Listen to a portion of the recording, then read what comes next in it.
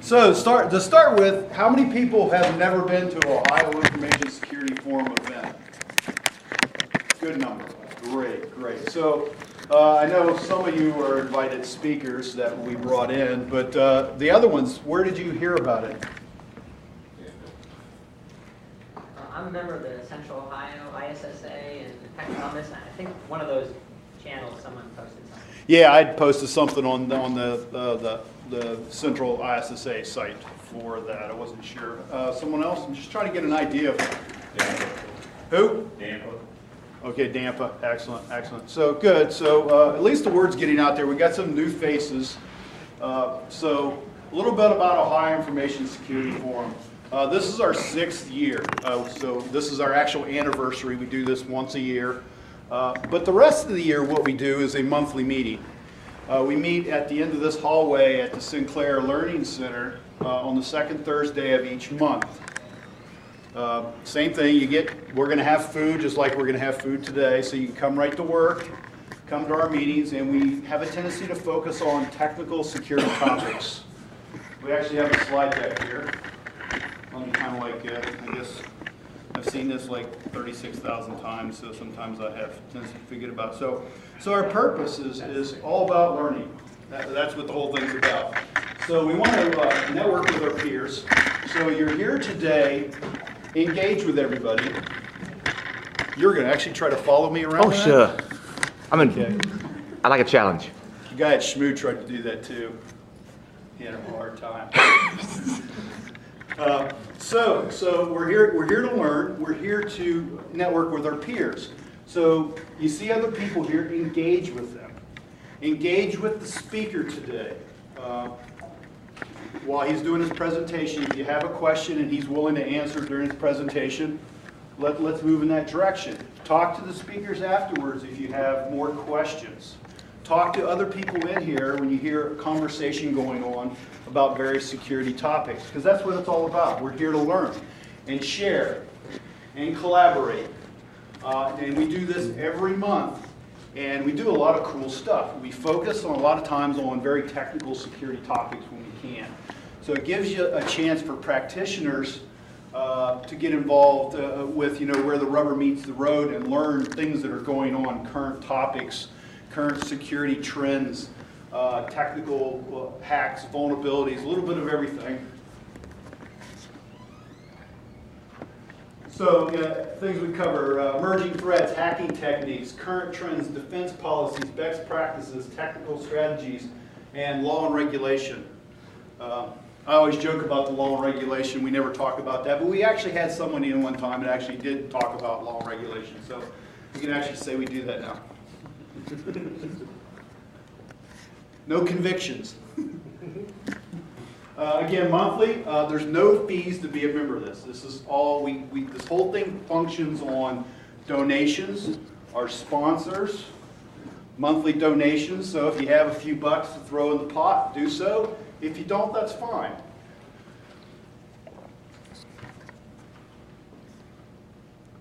Our board of directors is Max. Max, where you at? Raise your hand, stand up. Me, Deral, Heiland. Eric, where you at? Stand up. He's not even in here. Outside. Okay. Charles and Robbie. Robbie in here? Charles, you in here? Robbie's out there passing out the passes and stuff, so that's where he's out there. Our purpose is basically organization, taking care of logistics, making sure the bills get paid, the whole 9 yards. Also, any money you donate to us, we are a 501c3 tax-exempt nonprofit, so you can actually write those donations off. So we're also looking for people to contribute knowledge. So in our monthly meetings, we're always looking for people that, hey, you've learned something new, something cool about security. Let us know about it. Tell us about it. We'll give you 5, 10, 30 minutes, 60 minutes at one of the meetings, and you tell us what you've learned. You teach us. We want you to share your expertise. It's only as good as you make it. Man, that slide feels lame. Again, 5 to 60 minutes. If you're totally horrified to stand up in front of people, you can pull it off for at least 5 minutes. Hey man, we can put up with you for at least 5 minutes if you're a terrible speaker. maybe 10. It doesn't matter. We want you to get involved. We're not going to make fun of you. And we've had some really bad speakers. But you know what? We learned something from them. They may not have been good at presenting something, but they gave us something to discuss as a group. And we turned it into a group discussion. So they did add value. So don't be scared to get up and talk in front of people. Once you're doing it for a while, it starts to become fun. I've been doing it for a number of years, and I get a thrill, and I know the other speakers here do. You know, when you stand up in front of a crowd of people and you actually teach them, they have a chance to learn something new. It's exciting and it's fun. And even if you only do it for 5 or 10 minutes, you'll get that same thrill. You may be sweating and shaking and scared, but when it's all done, you go, wow, that was fun.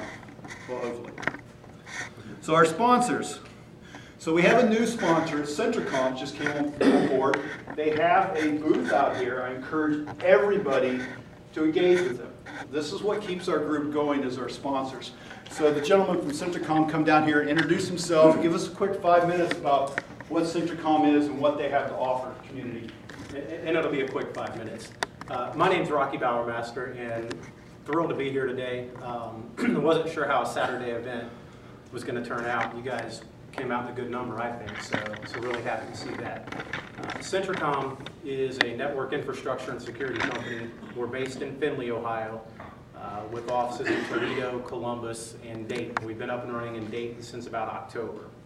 What we focus on is strictly what I said, infrastructure and security. We don't get into servers, desktops, things like that, unless it involves antivirus or URL filtering, things like that. On the security side, we handle SIM, IDP, IPS. We do that on a managed basis. If your company doesn't have the resources to do that internally, if you do and you just need an extra set of hands, we're often brought in a co-managed situation where we're just supplement to your existing force. We're about a 25, 30-person company that is rapidly expanding. I think we're adding offices in Detroit, Cleveland, Pittsburgh, and Indianapolis over the next 12 months. So we're going to be out and about. You'll hear a lot more from us. So looking forward to the participation. Like you said, we've got a table out there. There's literature. There are a couple of you have already picked up Kaspersky Antivirus 6-month free trial cards. Got those out there. Notepads. If I run out, I think I got more in my car, so if you want one and I don't have one on the table, just ask, and I'll make sure and get you one. So by all means, feel free to stop out, and I'll be giving away a $50 Amazon gift card at the end for anyone who stays and is in the raffle. So thanks again, appreciate it, looking forward to it. Excellent, thank you very much. Like I said, he's also, at the end of the day, we're actually going to have a raffle. We do it every year. We have a bunch of prizes. There'll be a $50 gift certificate. Now at lunchtime, we're also going to have a raffle. Brian Feit, who runs the DayCon conference, is going to be raffling off a couple, three passes to the DayCon conference, which is in October. Yes, it's in October. So you need to make sure you hang around at lunchtime. We're going to have pizza. I think it's Donato's pizza. Everyone likes Donato's pizza. It's good pizza. Yeah. Not that cheap stuff. You buy good pizza. So we're going to have Donato's pizza. I think we have like 20 or so pizzas coming in. And during that time, we'll go ahead and Brian will do that raffle, and 3 people have a chance to win passes to the DayCon conference here in Dayton, Ohio in October. Let's move on to some of the other sponsors here real quick. Nexum. Nexum's been a key sponsor. Unfortunately, I don't think we have anyone here representing them today. Wish they could have made it. They've been with us since the organization started and been very consistent. So kudos out to them. CDW Corporation. CDW Corporation actually is the ones paying for all the Panera bread, the coffee, and everything that you're enjoying this morning. They pay for the food at every monthly meeting. I actually work for CDW. How many people here are familiar with CDW? I'm going to do my quick 5-minute dispute. So how many people are familiar that CDW also has a technical service branch? Okay. Only because I know you. Yeah. Okay. So the technical service branch offer a massive amount of resources. So everyone's familiar with purchasing equipment from CDW, but CDW can also come in and help you design those networks, install those networks. We have data centers, so we can actually source, all your servers and stuff in our own data centers if you want. We also implement all the security products. We also implement telephony systems for any size organization. And of course, I work for the security team, and we do security consulting, assessments, forensics, incident response, a little bit of everything. So if your company or organization is in the need of a security assessment, pen test to be done, application, code reviews, any of those type of things, consider CDW, because we do offer those services. Well, that's a small icon. Okay. I'll have to fix that problem. So New Horizons, do we have anyone here from New Horizons? Okay. Everyone should be familiar locally, at least, with New Horizons. New Horizons is a training organization where you can go get various training on, different products. Get your CCNA and your Microsoft certification trainings and security trainings and all that stuff. So they're local. They are a big sponsor of our organization also. So if you need any training needs, consider New Horizons. We're also on LinkedIn. So how many people are part of our LinkedIn group? Okay, so if you're not, you should join that. Sometimes we do actually have real conversations on there. Lately, I think it's been more spam. Have you ever noticed that? Everyone turns that into their little own sales pitch. There's been some sales pitches going on there every week. I go on every week and delete them all because I'm sick of them. I want it to be a place for us to discuss security topics, not somebody, the whore, whatever product they want to whore. Disclaimer, I'm not going to read that to you. Look, if you learn something here and you go out and commit a crime with it, it's your fault. You did it, not us. Remember that. And also, if you have any questions or suggestions, send it to info@ohioinfosec.org. And John, if you want to come up here, our first speaker, John Bumgarner, is from Charlotte, right? You're from Charlotte, North Carolina? I'm in Charlotte now. He flew in from Charlotte to present here today. I think No. So I'll let John introduce himself since we're so terrible at introducing people. He's a brilliant speaker. I met John in Bangalore, India, when I was over there speaking last year. We had a great time, and hands to John. John?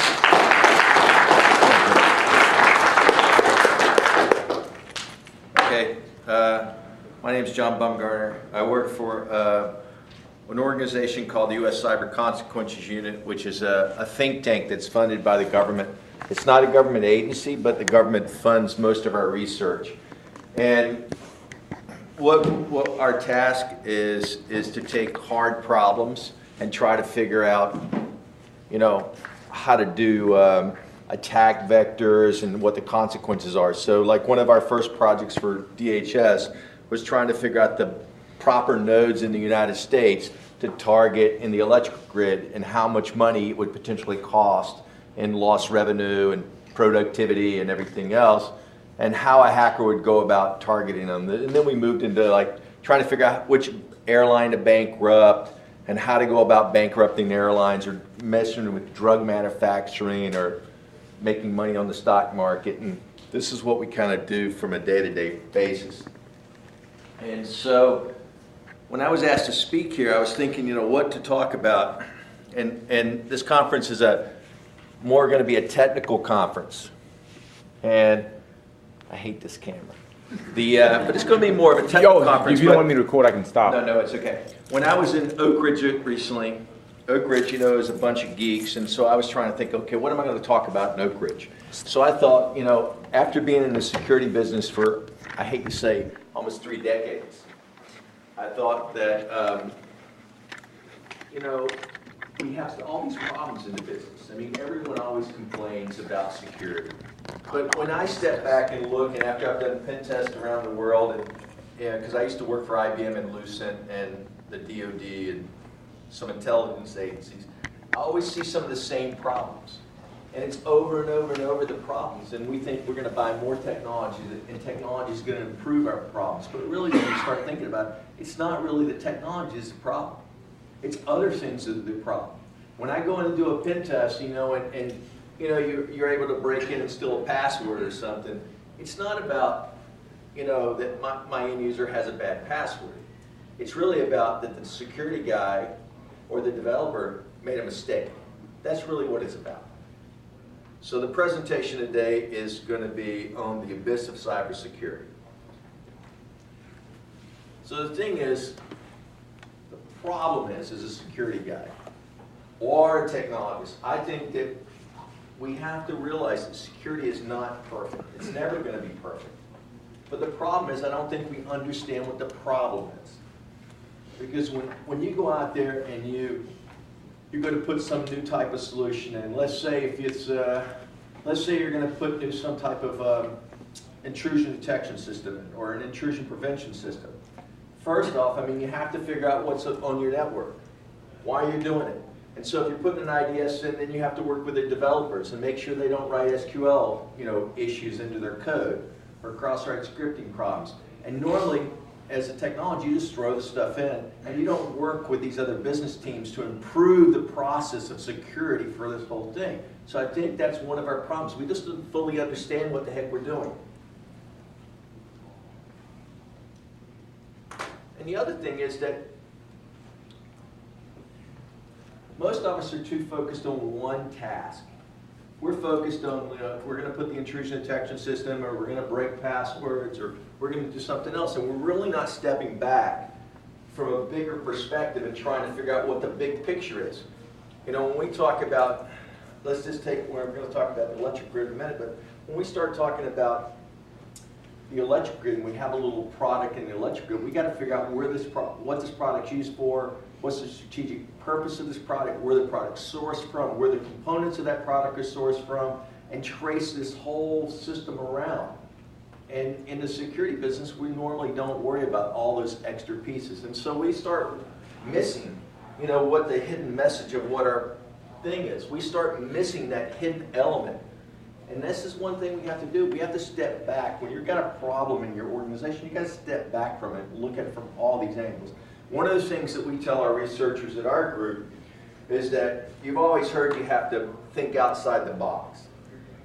And that's true, you do have to think outside the box. But one thing that I tell our researchers is you not only have to think outside the box, you have to think inside the box, you have to be the box, and you have to assume there is no box. You have to look at the problem from all these different angles. And if you cannot look at the problem from all these different angles, you're going to have failure.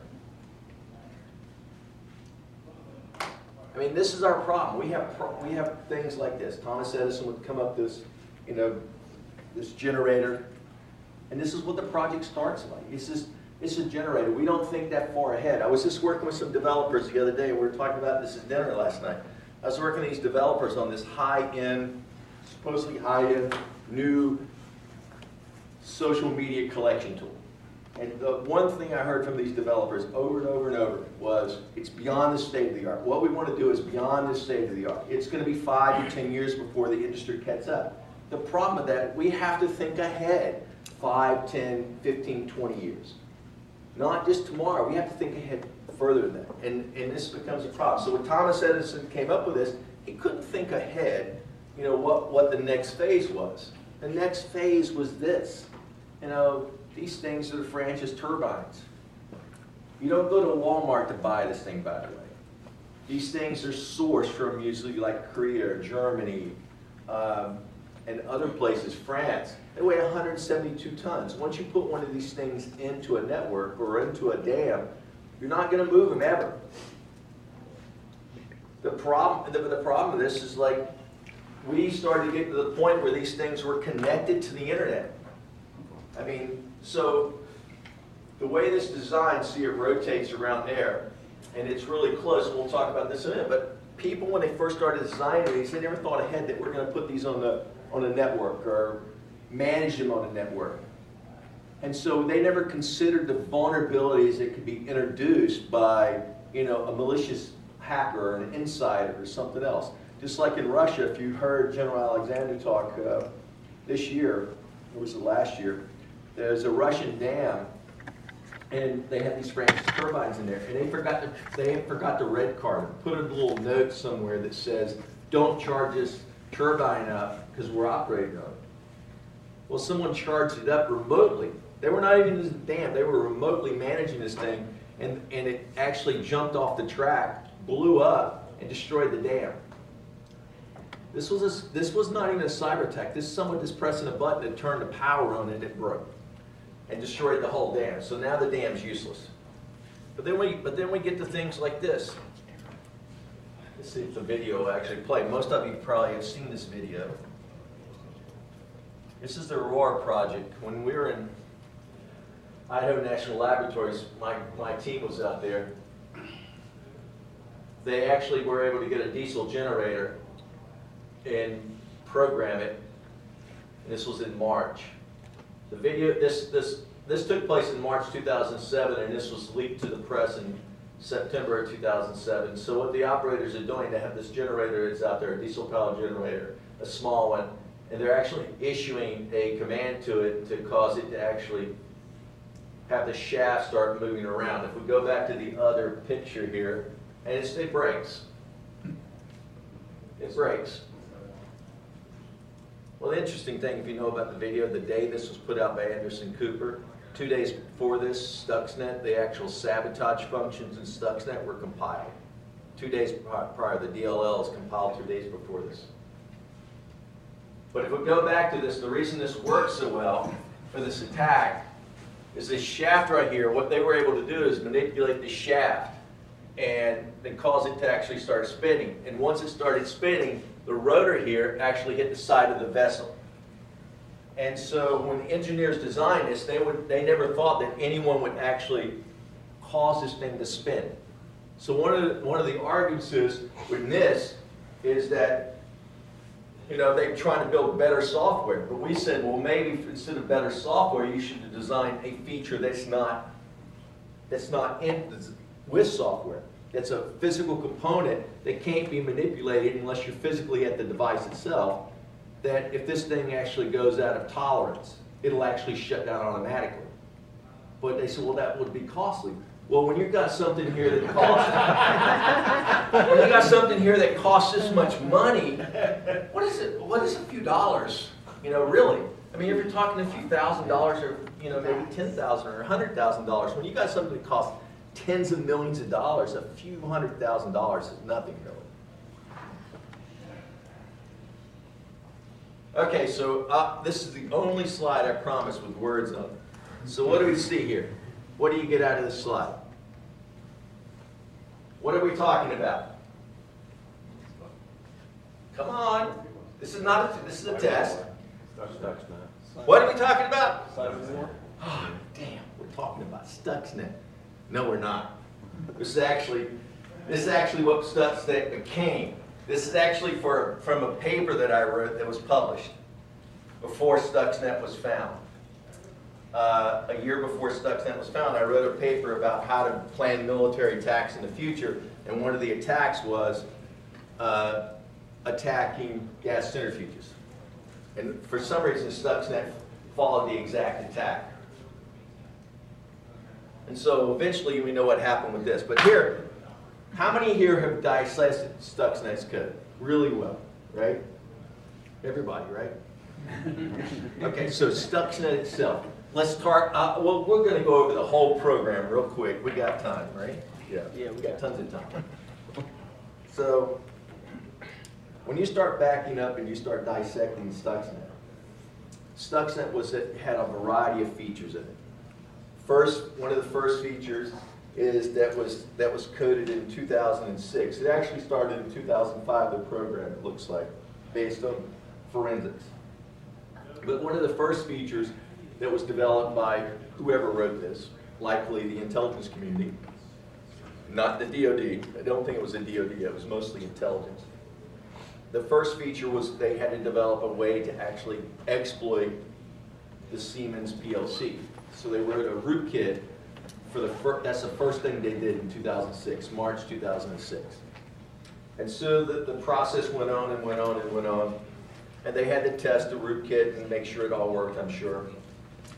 And then the next thing they went up, they had to actually write a sabotage function that would actually, the sabotage function would allow the operator that was able to get into the PLC to put the rootkit in there and issue commands that would allow the sabotage function to manipulate the spin rate for the centrifuges. But not only centrifuges, you got to remember that Bashir, the power plant, also in Iran, also spins the same way. All these devices spin the same thing. So Stuxnet was able to not only destroy the centrifuges, but also destroy the power plant coolant vessel because they spin the same. So once they got through that, and they got the sabotage function, then they actually had to start looking at other features, like how do you spoof the HMI? So someone had to actually go out, whoever it was, they say it was a Russian guy, I don't think so, that got into Siemens systems, broke the password for the Siemens HMI software, and was able to manipulate play-by-play and replay everything back on the console. That was a high-end type of attack. Not only did they have to do that, they actually had to design other attacks in there. Like there were other components that are inside Stuxnet that haven't been disclosed yet publicly that they had to manipulate inside the facility. Like testing equipment and other things had to be manipulated too. So as a developer or as a researcher, when you're looking at the code, you always find the knowns, but then the developers and researchers normally stop. Once they find a target in there, they stop. They don't take and remove, like a password guy, remove all the known stuff out of there and try to look at the unknown. There's a lot of unknown code left that's in Stuxnet that hasn't been looked at. But then what happened was for this program, when the President Ahmadinejad guy got elected in 2009, was it 3 days after he got elected? I'm not saying this is about the President of Iran, but likely it had something to do with it. Stuxnet was seeded into Iran. And when Stuxnet was seeded into Iran, within 12 hours of it actually being seeded, it infected its first target inside Iran. So it had to have some type of delivery vehicle to get inside of Iran. Once it got inside of Iran, the actual code set on the system and tried to strategically move from system to system. And it made sure that it only moved so many times. After like 16 times, it would actually stop moving. So here, if I went here, it would move to his system. And when he went somewhere, it would move to his system, and it would move to his system, and it would move like that. But and every system that moved to it wrote a date into the registry to actually say this system's been infected. And once it went so far, and every time it would move, it would check, is this software available? Is this component available? If it is available, and if it was available, then Stuxnet did something else. Then it started doing more manipulating a network and trying to get closer to the target and take it out. So that's kind of how that program went. And of course, the program did not fail. People's right that Stuxnet was a failure. It wasn't a failure. It was able to be undetected for over a year inside a supposedly unpenetrable network. It was inside a network for over a year without being detected, with people and security professionals going in and day out looking at the systems, but they didn't see it. Why didn't they see it?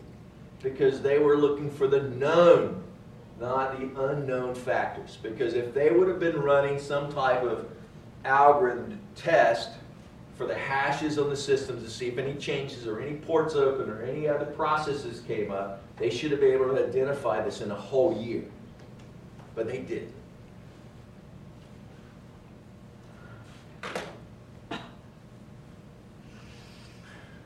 One of the other things that we come down with is that we always hear this thing about big data. And this right here is Everest. This is a computer screen. And I noticed after I watched the thing, this is me right here. I need to lose some weight, I found out, with the thing right there. was that Everest is this giant screen at Oak Ridge. Huge, massive screen on the wall. And so what happens is they have these supercomputers downstairs in the supercomputer room, and Jaguar, Kraken, and so forth. And they run all these models like, you know, airflow and water vapor and, you know, population growth, and it's mostly science stuff, you know, physical sciences that they're running this stuff. There's no computer science stuff there. You ask them, you know, to give me computer science problems, they don't have it. But they take all this stuff and they run it downstairs. And then this giant monitor, which I don't have any idea it cost, they actually put this up on the wall, and scientists will sit in this room just like this and sit here and critique what's on the wall and try to figure out patterns and stuff. Well, the problem with this is one of the models for some of the data points. This is the data point for, I think it's Washington, D.C., the school system. So they took all the school data and tried to do a model. The problem is really, what the heck does that actually tell me? When I'm looking at this big data blob up there, it really doesn't tell me anything. And this is the problem, and we talk about big data. But big data is so big, we don't understand yet how to manipulate it. I mean, when I was in California working with these guys for this social networking project, I mean, they had this diagram up there, and it looked like an ink spot up there. And I was like, well, what does this actually tell me? What am I actually seeing in this ink spot? And they said, well, this is how we visualize, you know, all these connections in social media. Well, what do these connections really mean to me, except it's a giant ink spot? Well, this is just the way they communicate. Well, no, maybe it's the way they communicate, but tell me what it means. And they just have the data, and they don't physically know yet how to actually view this to make any informed decisions. So when you start getting these big data, like how many people passwords can be cracked, or how many people, you know, are logging in at certain times during the day, all these things can be looked at in different ways.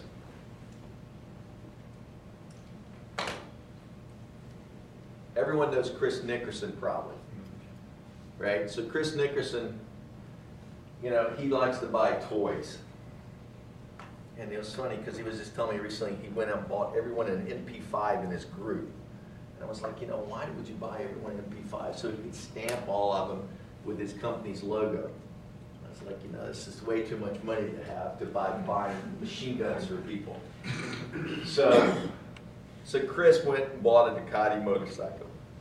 And the story is from Chris is that he didn't have the keys for this motorcycle, and he needed to start this motorcycle.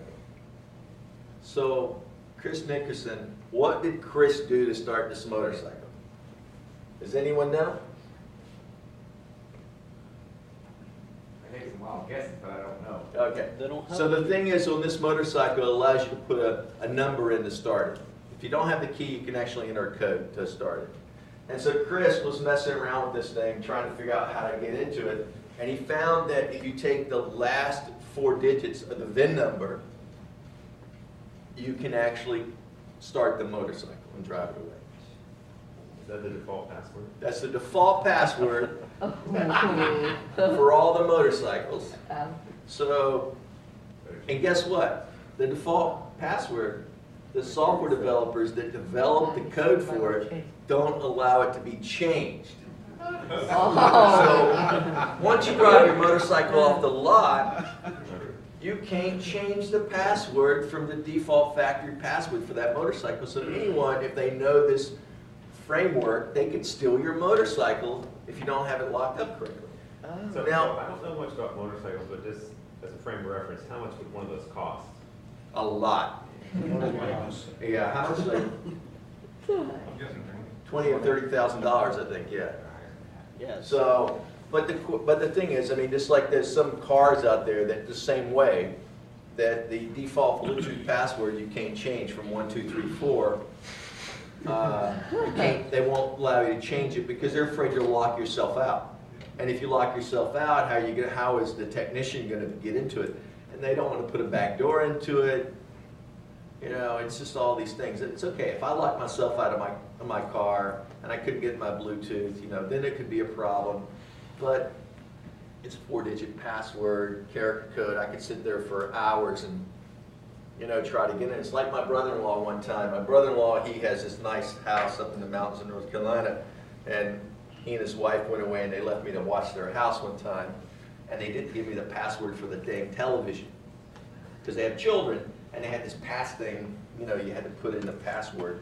And so, you know, it's like this. I mean, I sat there for like an hour trying to, all the common 4-digit password combinations on there, and eventually I got a combination to allow me to log into the television service, and then I used that password to lock them out, so when they came back, I didn't give it to them. And for like a week, they couldn't watch TV, and I let him try to put his code in for that time. Then finally, I told him I changed it.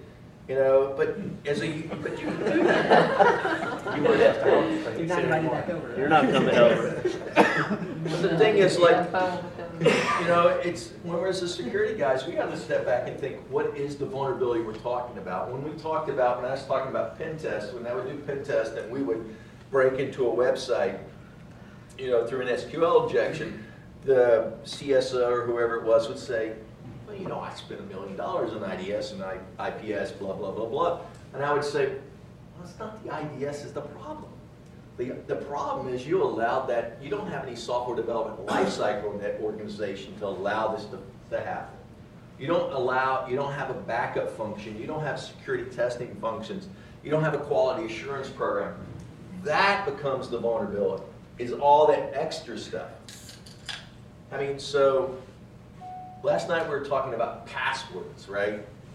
Because you're going to get something later about password cracking. And one of the things that I argued was that it's Ben, right? Bob. Bob said, you know, well, end users pick these crazy passwords and you know, they're going to make mistakes. And I said, well, you know, is it really the end user's problem if I pick a password like, you know, password? I mean, maybe it is my problem that I pick a word like password. There's my password.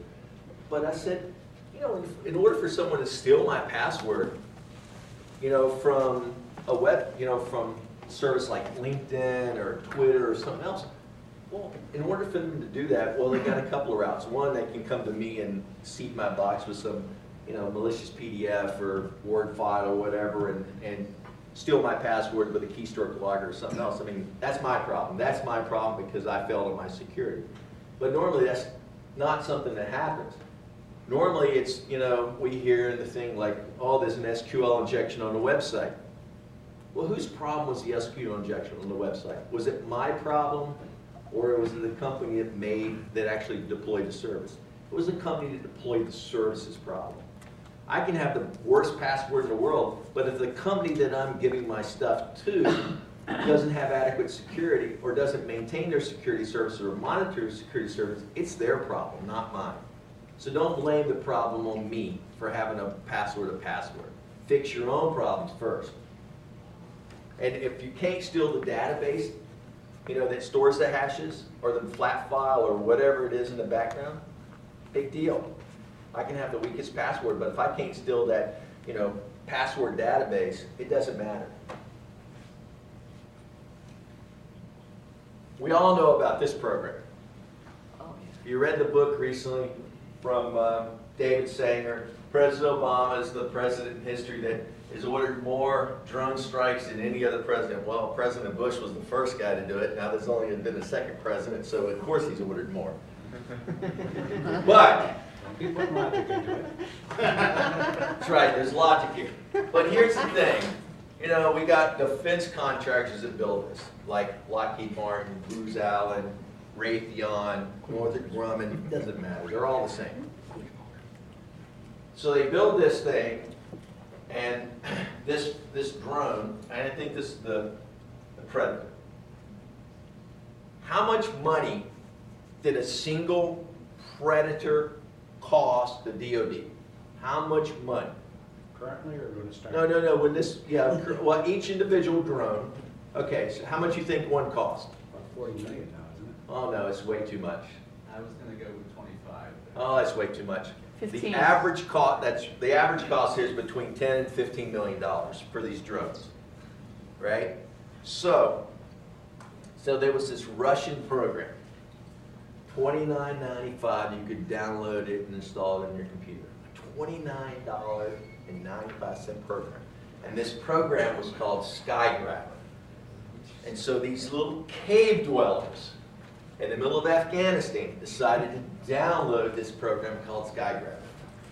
And I bet the reason they downloaded Skygrabber was Skygrabber allows you to actually steal signals out of the air for like television service. And I bet you they were out there in the middle of Afghanistan trying to get TV. But as they're tuning their satellite, what do they pick up? A predator. And they picked up a predator signal. And the predator signal, for some reason, a $15 million, classified aircraft didn't have encryption on its download. So the cave dwellers could pick up the video signal from this flying over their house. Okay, but the argument by the DoD and the contractor was, well, we assumed that we would not be fighting an adversary that would have the capabilities to pick up our signal. Well, like Russia, China, North Korea, I can just think of a whole host of countries that this would be used against that would have the capability. Then they got to think, well, the type, if we had to use encryption, it would increase our weight value on here. Well, what's it going to increase it by? A pound or maybe 2 pounds? I mean, how much extra fuel is that actually going to cost? And is it going to take away a Hellfire missile? Because the CIA got to the point where they were trying to make these bigger and badder and add more missiles on there. Not the DoD, the CIA was trying to get more missiles on there after 4 Hellfires. So that lack of encryption caused this program to start being compromised. So they had to take all these things back in and build encryption in there. One of the arguments was, not only was it, expensive to put on there, but if they had encryption, another thing was that the NSA, if it was going to be high-end encryption, the NSA would have to slow the program down and start looking at it differently. But they could have bought commercial off-the-shelf hardware, or they could have done anything for it. You got to think about all the little parameters of it. So what could you actually see on your TV? The actual video feed of the predator. Videos So you could see where the predator was flying. So if You you could see what it was seeing like flying. Yeah, on the See that you ground. were about to have a very bad day. Yeah. You could actually see on the ground. You could see if the predator, if you knew the terrain and the predator was flying over, you could capture the signal. You could actually see on the ground where the predator was. What you wanted to see was the lens on the EGOP on the electrical on. Yeah. I'm open to justifications for problems with like exchanging keys and taking care of ground management, getting it out there, and I'm not sure how much this excuses and how much that's good justification and so forth. But it does seem like there wouldn't be any way we could stop that encryption to that signal. Yeah. Would see what? It doesn't seem like there'd be any way to increase at all, depending on I don't know what circuitry they have in those, but a lot of chips, a lot of chips have crypto built in already. That's right. Software. But they can't use them because all chips have to be built in America by Yeah. American companies because they don't want any backdoors. Trusted founders. They call them trusted founders. Yeah. I think his last words were, "Wait, that's my house." Well, I mean, but if you go back to the Predator program, you know that there was was it last year, one of the Air Force bases, the Air Force, by the way, I said, isn't a real military. Air Force is like, You're next to the Air Force base. I used to be in the Special Ops branch of the Army, and I always say the Air Force, it's not the real military, because the only time I got soft serve ice cream at a chow hall, and I saw soft serve ice cream, I just blew myself away. But, so these government contractors were managing the Predator Reaper program this last year. And so one of the things, and this is the vulnerability, was they were taking targeting data from an unclassified network.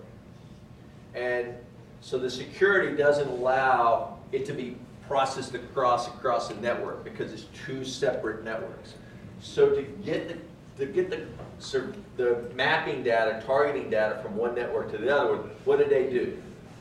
They took an external drive, dropped all the targeting data on there, and then the contractor picked it up and moved it to the classified network and plugged it in. What happened? They brought a common virus from one network to the classified network because they had no process in place to verify that drive hadn't been any extra bits added to it. And so they brought it over and stuck it in there, and they had to shut down the program for a short period of time while they cleaned out this common virus that had been out for a year that they put in a classified network. So they still have problems. Okay, so who's the user here? So when you're making these products, I think you have to really think about who the user is. And these are common products. Okay, so the first one here is a bread machine, right? Pretty advanced bread machine, right? So I was staying with a friend of mine, and he makes bread all the time. Or he did make bread before I stayed with him. So he had this fancy bread machine, and he was talking about how great it was and had all these things that could be programmed into it and everything else. I said, wow, this is great. So the first thing I did after he left me alone and we were sitting there, I got his little machine up there, and I started going, okay, if I press button A, what happens? A, no. If I press button A and B, what happens? If I press button A, B, and C, what happens? And eventually, by the software design and the push button architecture, the guy, whoever developed it, didn't say, well, don't allow someone to press all 3 buttons at the same time and hold them down for 5 seconds, let's say, because that should be a no-no. So what eventually happened, me pressing his buttons on this machine, just randomly and holding them down and everything else, the machine quit working, bricked it.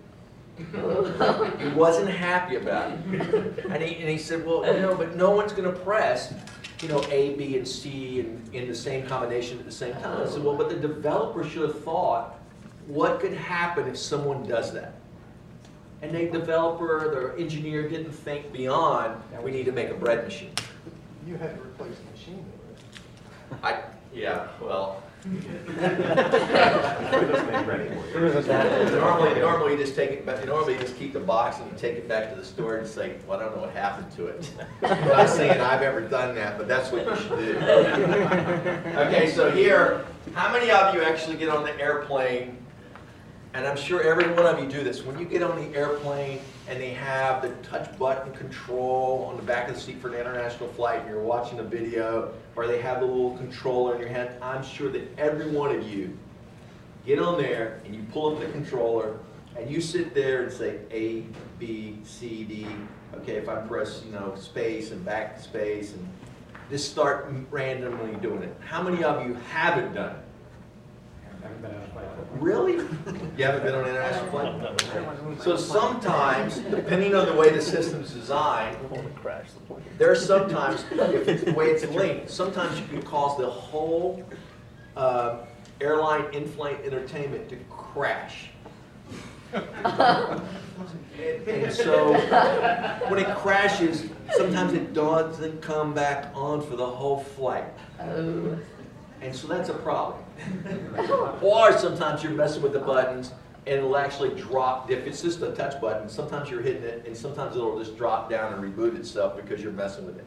You gotta try it if you've never been on there. It shouldn't allow me to manipulate the buttons on there and cause the airline system to crash. It should catch this stuff. I'm sure they love it. Yeah. Oh, it's like when I was trying to go to Canada one time, someone said I was on the watch list because the Canadian authorities kept me in detention for 3 hours, wouldn't let me in. Okay, so we got to think about who the user is. How many of you here have smart watering, smart meters and stuff? Okay, so in my city, 66% of my utilities are smart enabled. We always hear about, the smart grid.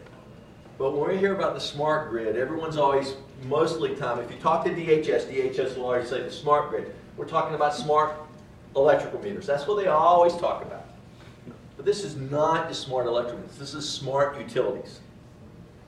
This is about all the primary utilities, water, electric, and gas, being smart enabled.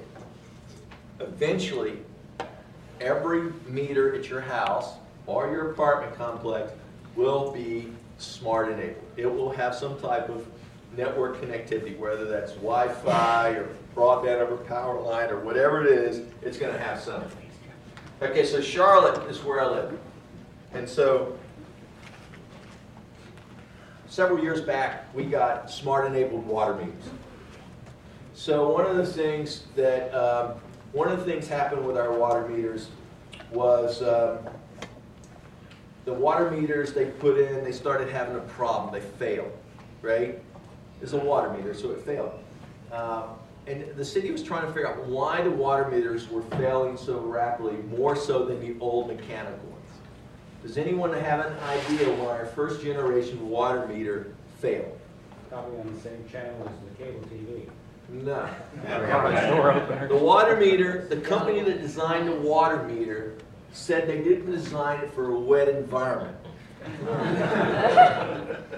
So this water meter that went in the ground wasn't designed to have moisture around it, a lot of moisture. It's a water meter, it's in the ground. So the water meters were failing. So that cost a lot of money to go out and do that. The second problem we had was that for some reason, and this is why I think the reason was part of the city, all the water bills went up 1,000%. Another part of the city, all the water bills went to 0. And no one could figure out what happened. My wife said, after living with me all these years, she said, it's a hacker. Someone got into the meter architecture and changed all the billing system. And the city never said what actually happened. I just know that I get a $2 charge on my water bill every month that says that I'm paying for something that happened. I don't know what it was, but no one will say. So we had those two problems. Now the third problem we had, the reason they went to these water meters in the first place was to save money. And so they bought these meters and they thought they could put them out there and they would have the trucks drive by and the trucks would actually reduce their cost. So they went to, they were on our third generation of meter right now. So they put the new meter in and they found that it's not cost effective for them to do any type of, WiMAX or Wi-Fi or anything else with this meter architecture because of the data. So they decided they put this third generation meter in, but they collect so many data points, and it's so slow for the transmission rate, they had to actually go out and buy more trucks, pay more people to actually go out and run this network. So they're spending more money now than they were before. Not only are they spending more money now they're having to design these big data centers to collect all these data points. And when you ask them what they're doing with the data points, they said, we don't know what we're doing to the data points yet. And it's like, they're spending more money just to be on the cutting edge of technology, but they're not there yet. And the thing with this metering architecture, one of the things, if you know about this, in order to take full advantage of this architecture, the homes itself have to be smart enabled. So when you talk to these vendors about the home area network, in the future, the home area network, and we're not talking about having Wi-Fi in your home, just basic Wi-Fi or network. We're talking about your appliances, like your HVAC system, your thermostat, and other things that would have to be enabled to actually communicate with these devices so that the utility company can turn your AC off at 1 o'clock in the morning. But these guys haven't even thought that far ahead. They're spending billions of dollars rolling out this infrastructure, but they haven't thought ahead of how it's actually going to plug in with everything in the future that doesn't even exist yet. Other thing is, we got all these smart enabled cars that will be coming out here, and one of the things that we've been investigating is trying to figure out how we can take, and we haven't figured this out 100% yet, we want to figure out how we can inject malware through this cable system into the car. We want to know if it's possible, just like if you were at DEF CON, was it last year at DEF CON where they had the charging station, where you went into the wall of sheep and they had the charging station there, the kiosk, and you plugged your phone into the kiosk, and it was actually stealing your phone book and stuff off the phone? Wasn't it one of those, it was the drop-on contact charger, right? That's right. You plug it in, you just put it on the, what is it called? Induction. Induction, right. So you just put it on there. Okay. So one of the things that, we think this is the same concept, is that you're coming up and you have a charging block, and you plug the thing into the charging block. How can, if I'm an attacker, how can I inject malware through the cable back into the car system? Because this is not just going to be about power, because in the future, the people are actually trying to actually monitor your usage and where you go in the country and bill your bill remotely without you having to use a credit card. So in order to do that, they have to process some data through this cable. But no one knows what they're going to be processing 100% yet. Everyone knows about BYOD, bring your own device. How many of you bring your own device via your Microsoft Sync in your car? Microsoft Sync, you know, is a little thing that allows you to, you know, play music and read your email and stuff. How many companies now, you know, I'm worried about bringing my iPhone in or my iPad or my tablet or what else, but what about bringing your car, you know, and how do you secure the car functionality? One of those things here is in order to upgrade this right now is you have to actually take a USB drive, you go to Microsoft site or a Ford site, you download an update, a firmware update, a software update onto a USB key, you bring the USB key back to the car and you stick it in the car and you can flash your software and update it. Well, what's going to prevent someone from actually writing a piece of malicious code that can actually be put into the car for some activity? And you know, when you ask it, I mean, like an insurance company.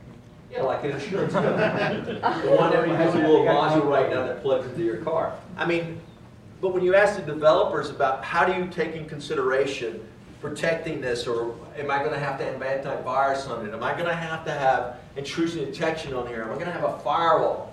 And they said, well, no one's going to hack this yet. Or no one's going to hack this. I'm like, no, in the future, I mean, this is going to be hackable. There's going to be hackers out there that are going to play with this every day trying to get They're at it now. They're at it now. So this is a big problem. The other thing is, I mean, how many of you here have a network-enabled television? And how many people here had to lower the security on their network to get the network-enabled television to work? I did. I have a Samsung, and when I went to go put my Samsung in, I had to take all the security off my Wi-Fi to allow this to work.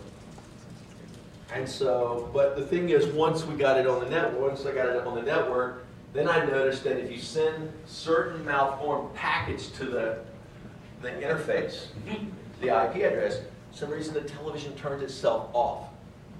And I guess they never thought that, you know, Were you able to turn it on?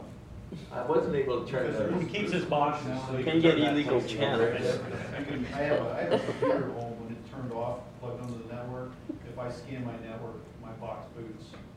No, this would cut off. This cuts off.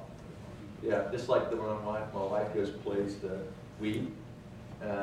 If I send a packet, it'll actually turn the Wii off, and she hates it in the middle of a bowling game or something. On the upside, it now makes bread. But the thing is here, I mean, that as a developer or an engineer, software designer, they don't think of, you know, some malicious user. They think of a common user, what they're going to do. But we got to think beyond just common users. I mean, who are the users of what's going to be using these products? I mean, when you see this right here, one of our things we've been doing is trying to figure out how to cause economic chaos, right, around the world. So these shipping cranes, most of these shipping cranes are made in South Korea. How long does it take to get a shipping crane?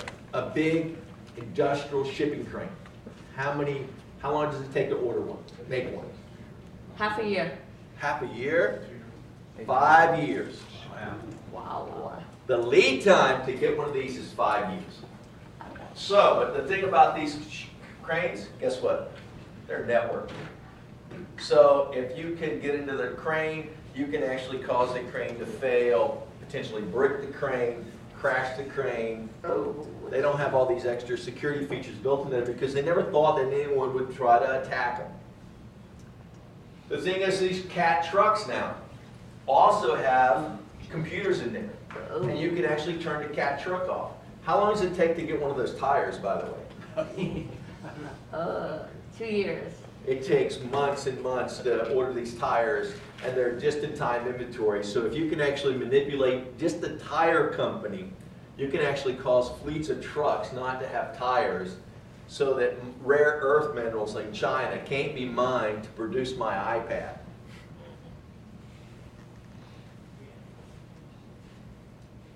How many of you went to pH Neutral last year? Not this year, last year's, but it's a German one by FX. He doesn't run it anymore. They canceled it, said there's too many hacker cons, so they canceled the conference. So now it's B-sides. So there's these two guys, and they're French hackers. No, are they French or Italian? They're Italian. And these the Foca guys are Spanish, and these two guys are Italian. And they have this. They only do a hacking thing every 2 years. So, and they have a movie. You've probably seen the movie. It's The Hacker and the Porn Star. Have you seen the movie? I want to see it now. Yeah. So it's a hacker and a porn star. So they have this little skit they do every year. The first year they did spoofing GPS. So this was 6 years ago. They did spoofing GPS, and they had a hacker. The hacker was following the porn star and his girlfriend around and spoofed the GPS and sent him off the wrong location. And the evil hacker stole the girlfriend, right?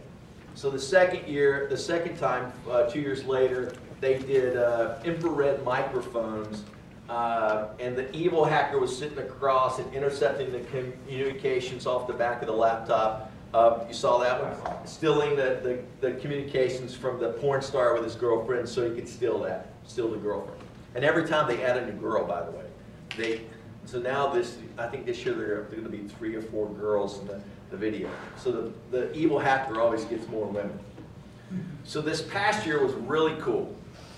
This is not realistic, man. It's not realistic. It's not realistic. So this past year, these guys, what they did was, we always talk about these chip and pin cards that are in here, about how secure they are. So what these guys did was they created a new skimming device. And if you're familiar with skimming devices, you always see that skimming devices, for like stealing credit cards, they'll either kind of magnetically sit on the ATMs, or they're fastened on there somehow, and they got cameras that monitor them and everything else. Well, these guys didn't want to do that. They were afraid, because some ATMs now are being made out of materials you can't put it on. It's hard to put cameras up there and all this other stuff. So what they did was they came out with this little piece of flat polymer type film. They put all the electronics on the polymer film and all the software and everything else. And so what they would do is slide the little polymer film inside this reader or in the ATM slot. I mean, we're talking like paper thin, by the way. And they would slide it in the ATM slot. And they wouldn't go and pull it back out of the ATM slot. It would actually somehow power itself inside this machine. So, but what happened, what these guys did was, they're hackers, they went out and ordered 20 credit cards in their name. And chip and pin cards from all over Europe. And so what they found was a feature in the smart card. And what was the feature? The feature was that the smart card companies designed the smart card that if it couldn't find security on the card or the reader, that it would default down, there's like 3 layers of security, that it would default down to no security. So this high advanced card, if it couldn't figure out to use security, it would say, well, there's we can't use security, so now we're going to go no security. So it defaulted down. So out of 20 cards, they were able to steal the chip and pin information on here, the encrypted information, from 19 of those cards. So how did they get the information back off this machine? Would you go like a normal criminal element, you pull it up and walk away with it? No. These guys had an RFID chip in it that you could walk by and query the stupid card in the reader and pull it off there and then erase what was on the thing. How many criminal elements would want this thing? And, you know, they did this for fun. The thing about their project was, what was really interesting, they actually got one of their 20 credit cards got compromised, and someone ran up a $2,000 bill on it during their test. So, how many of you here have started exploring Thunderbolt cables? We always worry about USB drives, and you're putting a USB drive in, and you're worrying about, you know, if we're going to have software to monitor, it's going to have a rootkit on the USB drive, or keystroke logger, or whatever else. Right? USB drives have been a problem forever. I mean, Microsoft should have fixed this problem years and years ago, but they had never did. So one of the things that the DoD's starting to look at is the Thunderbolt cables, because on the end of the cables, there's potential that you could actually modify the end of the cable, the actual connectors, and put some type of malware or listening devices or data capture devices inside the actual cable. And when you ask the DoD, how are you going to monitor these cables, they hadn't thought through, okay, well, if China, you know, where these cables are manufactured, if they modify them, how are we going to actually check them to see if there's any vulnerabilities or any type of malware on the cables? They haven't been able to do that. The thing is, I mean, the whole purpose of this thing is when you're a security guy or an IT guy or anything else, what I'm saying is that you really need to step back and look into my eyes and think about the problems. Don't just look at the problem with a single set of blinders on. Look at the problem from all the angles when you're doing it. And that's the only way you're going to start seeing some of the bigger problems. And it's not that the technology is a problem, it's we, most of the time, are the problem. I don't think it's the technology. And here's the final thought for the day, that, you know, that everything really that isn't perfect will have its own ideal perfect state. Everything will. You just have to figure out what that state is. So I'm still on time. Does that have any questions? No? Okay. What? Sure. I know you're talking about just the normal Microsoft Sync with the simple cars now that you drive and control, but the guys from Stanford have already driven their car self-driven over 100,000 miles. So it's just a matter of time before that software or variant of it makes it into our cars and they'll drive themselves. So what type of thought leadership is being done there so that, you know, that can be secure? None. The technology's there. It's just No, just there's now. none. I mean, no. I mean, when you talk to NIST or NIST, you know, which would write the standards for that, they're not thinking about, you know, cars that drive themselves and all the security problems that associate with this. I mean, heck, they're still trying to write, you know, standards for smart meters that we're deploying out there. They hadn't even thought ahead of, like, you know, HVAC systems or washing machines or any of that stuff. I mean, they're only talking ahead, you know, a year or so. When you start talk ahead like that, car is years away, really. I mean, 5 to 10 years away. I mean, it's already capable of being driven, and Google's already proved it, and several other people already proved it. But really, for it to be fielded is 5 to 10 years away before we start seeing that, and it's still going to be super expensive. So NIST is not thinking about long term. The marketers are the ones thinking about it. You notice the OnStar commercials, when they first came out, was all about safety, and then the most recent ones are about the cops stopping bad guys. So imagine if you had, you know, 3 out of every 10 cars on the highway with OnStar and one big stop button. That would be economic chaos, right? That's right. It would. Or in truck systems, the big fleet truck systems, you could do that to right now. So it's sort of on, it's overused, right? OnStar on steroids, right? But big fleet trucks, they want to know where that truck is at all times. They want to know, did the driver pull over? Has he had a big stop where he had to slam on the brakes? Is he accelerating? Is he exceeding the speed limit in real time? All that data is done, and it's all networked. So it all goes back to headquarters, and of course you remotely control the truck. That's where you're going. Right? That would be in every car. Bus systems all are accessible to with wireless for any intercity bus system. So are trains. Yeah, it's just some nasty stuff. Trains. I'm sure that everyone's been on a bar. Taxi cabs, all over Mercedes, all the high-end vehicles have some massive capability, wireless capability. One of the guys, I can't even think of his name. I think he may have spoke at DerbyCon last year. He did a presentation at when I was over in Oslo. And he actually spent 3 days before tracking down all the buses, taxi cabs, and even the ferry boats, massive ferry boats over there, and was able to actually log onto a lot of those systems, especially the Mercedes, and actually control the braking systems on the Mercedes, where we could actually lock up brakes on single tires or whatever. And he also mentioned that they had in one test, and I'm not sure how true it was, back in the States, had detonated airbags on a BMW remotely. Well, BMW just got hacked just recently with the car code. So. A lot of the insurance companies now, when you plug in and they monitor your driving habits. Sure. Starting to get that. Yeah. I thought that's the FBI. No. They've been doing it for longer. When I bought my recent cars, for some reason OnStar thought it was going to be a great sales pitch to send emails to me telling me that my tire pressure was low. I love having you monitor. I get all that stuff too. It's kind of convenient. There's some cool dealing with this whole massive we're all screwed type thing. We're not all screwed. Yeah, we're all screwed.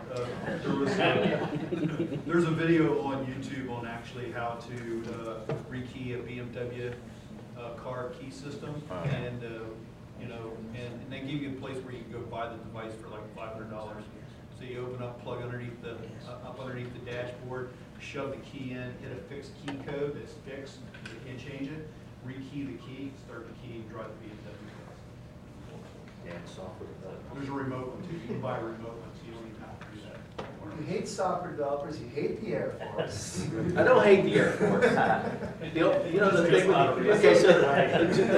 thing the thing that threw me about the Air Force was, one, the soft serve ice cream and the chow.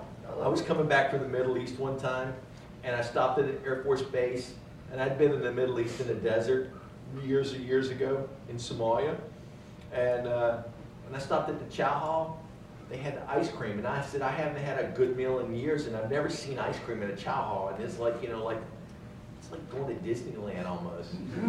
And then the other time with the Air Force was another time with the Air Force is when I was telling you last night about the Air Force flying CARP.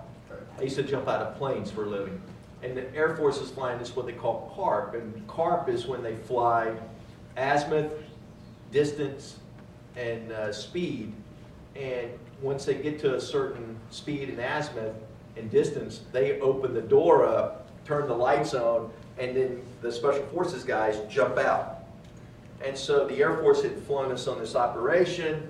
We get to where we think we're supposed to be. The Air Force opens the door, they turn the light on, and we all jump out into the darkness. Well, the Air Force was off by 3 degrees. 3 degrees over hundreds of miles is a long ways off. So, listen to the Air Force part. Hey, by the way, if you haven't picked up this marketing material, this is probably some of the best marketing material I've ever seen for this program, Cobalt Strike. I mean, because it's like a cartoon. It's probably the best marketing material of every vendor I've ever seen. He's not a vendor, but There's another question back there. what's that? Why would anybody hook their washer and refrigerator to the internet? Why do you need network compliance? Okay, so the reason you would hook your washer, okay, so Whirlpool is already designing a washer, actually a dryer, to actually connect to the internet. One for maintenance, so it can actually send information about when it needs to be maintained, if there's a problem with that. The other thing is that long term, with the smart utility market, for most of the electrical market right now, eventually it'll be the water market too, but the electric market, so that when you're as a consumer and you have a smart enabled meter, at nighttime, the power company could tell your dryer, which wastes a lot of electricity, right? Tell your dryer, unless you have a gas one. It uses. It actually tells you and puts parameters around there that says you can turn your dryer on in a certain period of time. And so based on those parameters, if you're turning your dryer on at a different time, other than what you've negotiated with the power company will charge you more to use that electricity for your dryer.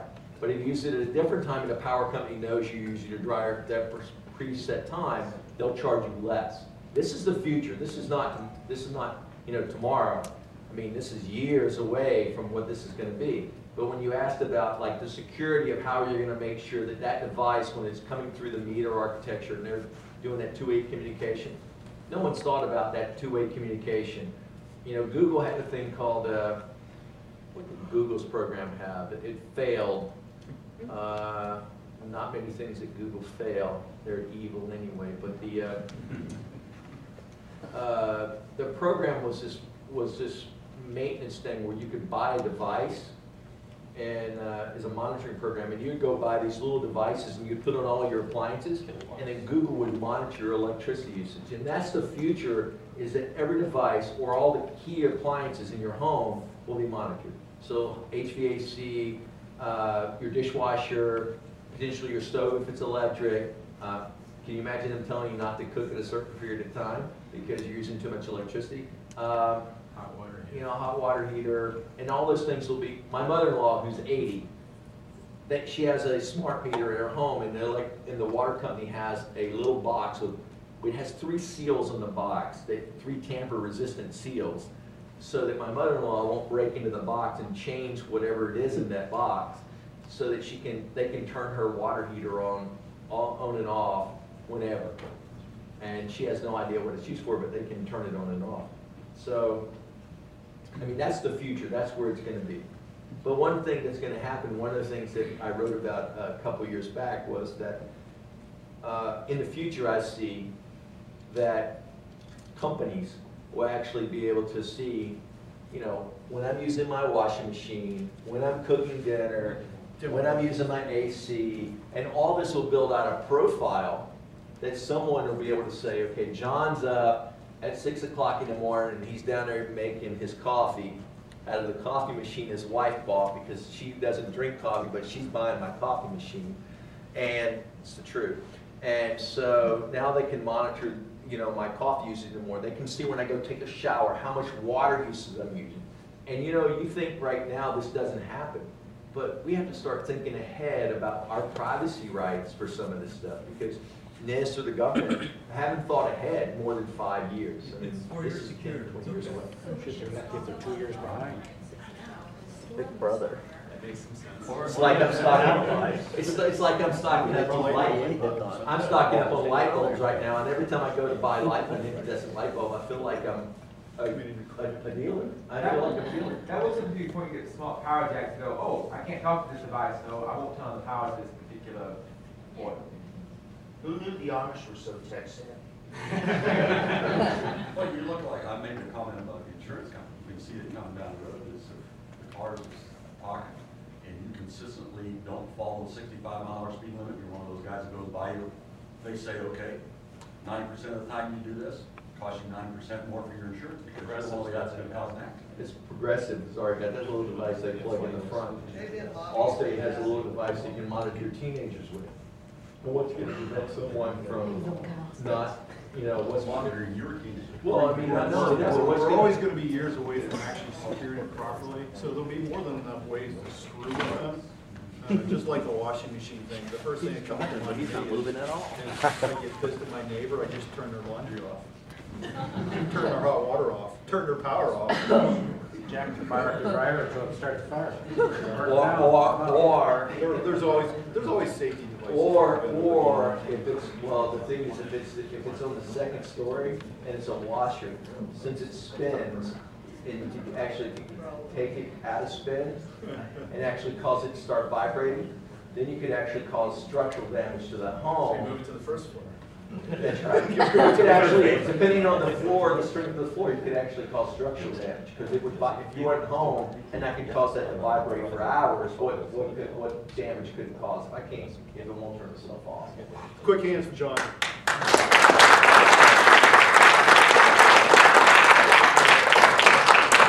So we got a break until 1/4 the next speaker. I encourage everyone to swing out there to our sponsor and help them out there. Hey, how you doing, Nick? Haven't seen you in a while, man. Also, we still have some job still going good? Yeah. Are you traveling a lot? Yeah. Okay, I figured. Yeah. So, how you doing? Get some coffee here. Hey, How you doing, man? All right, how you doing, man? It's good to see you. Sorry, we went up here and had this off. Yeah.